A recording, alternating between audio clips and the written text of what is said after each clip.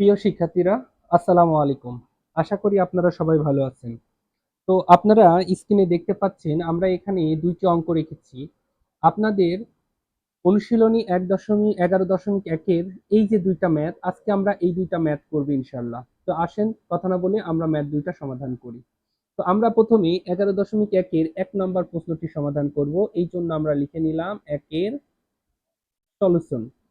Solution লিখে নিয়ে আমরা এখন এখানে কি দেওয়া আছে প্রশ্নটা পড়ে নিব। দেখেন কি বলছে, দুইটি বর্গক্ষেত্রের বাহুর দৈর্ঘ্য যথাক্রমে এ, একটি বাহুর বর্গক্ষেত্রের বাহুর দৈর্ঘ্য এ আর একটি বর্গক্ষেত্রের বাহুর দৈর্ঘ্য বি, এদের ক্ষেত্রফলের অনুপাত কত? ক্ষেত্রফলের অনুপাত কত? তো এখন আমরা এভাবে লিখতে পারি। দেখেন তো আমাদের এখানে দেওয়া আছে, কি দেওয়া আছে বলেন তো? আমরা লিখি দেওয়া আছে, দেওয়া আছে একটি বর্গক্ষেত্রের বাহুর দৈর্ঘ্য, একটি বর্গক্ষেত্রের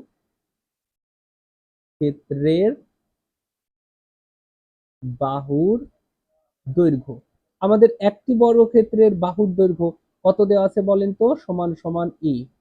তাহলে অতএব বর্গক্ষেত্রের ক্ষেত্রফল, আমরা জানি বর্গক্ষেত্রের ক্ষেত্রফল সমান বাহু স্কয়ার অর্থাৎ এ স্কয়ার। আবার অথবা এবং অপর বর্গক্ষেত্রের বাহুর দৈর্ঘ্য, অপর বর্গক্ষেত্রের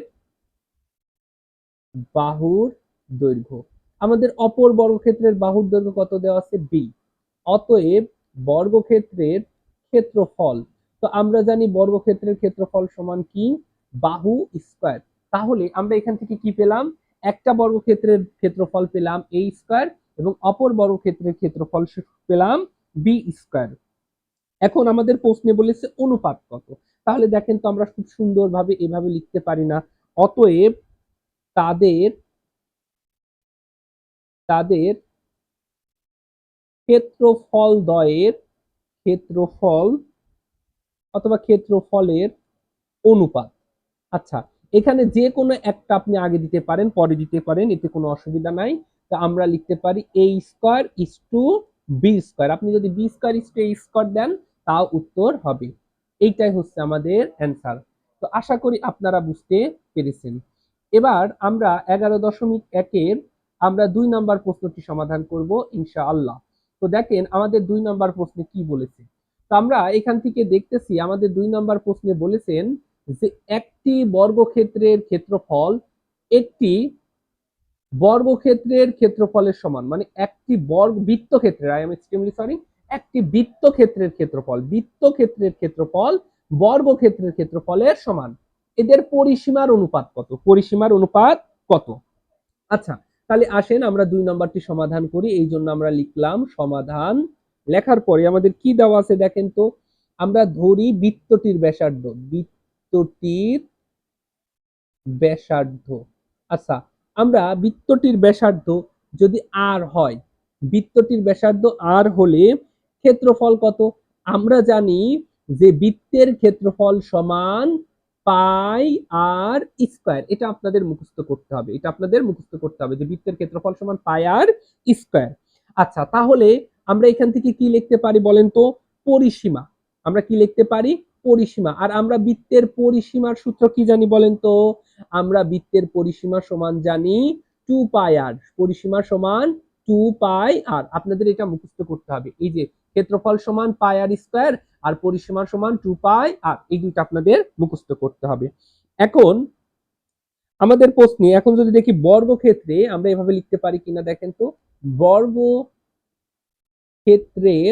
বর্গক্ষেত্রের একটি বাহু, একটি বাহু, বর্গক্ষেত্রের একটি বাহুর দৈর্ঘ্য, বর্গক্ষেত্রের একটি বাহুর দৈর্ঘ্য। আমরা বর্গক্ষেত্রের একটি বাহুর দৈর্ঘ্য এ হলে আমাদের বর্গক্ষেত্রের একটি বাহুর দৈর্ঘ্য যদি এ হয় তাহলে ক্ষেত্রফল কত বলেন তো?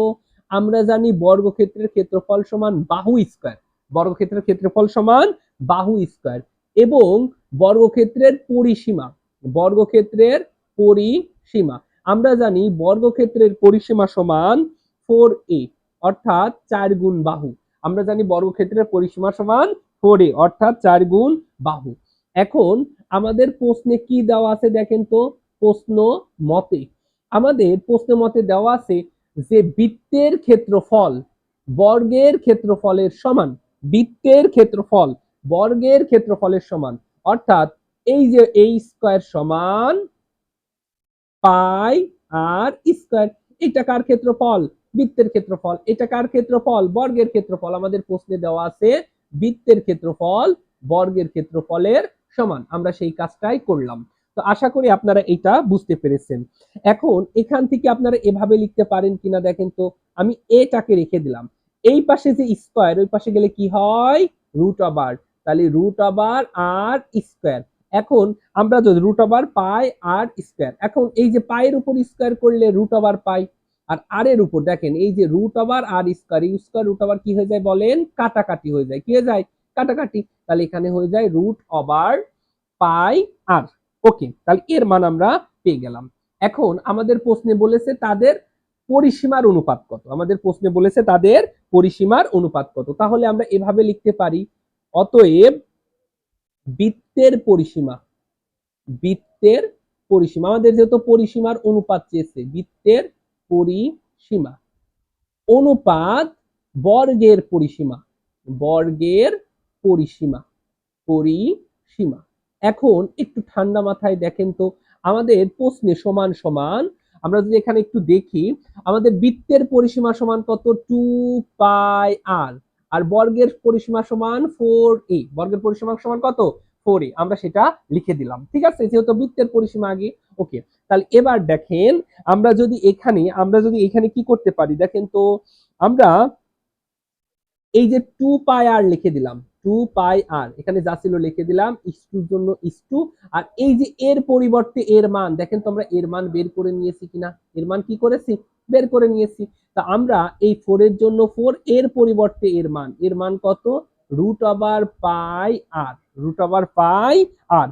এখন আমরা এখান থেকে দেখছি যে আমরা এই যে এখান থেকে আসলে রুট ওভার, এই যে ইস্টু মানে কি? ইস্টু মানে মূলত ভাগ। দেখেন এটাকে আমরা এভাবে লিখতে পারতাম, 2 pi r divided by 4 root over pi r. এই যে পাই আর পাই কেটে যায়, এটাকে কাটলে কত হয়? 2, তাই না?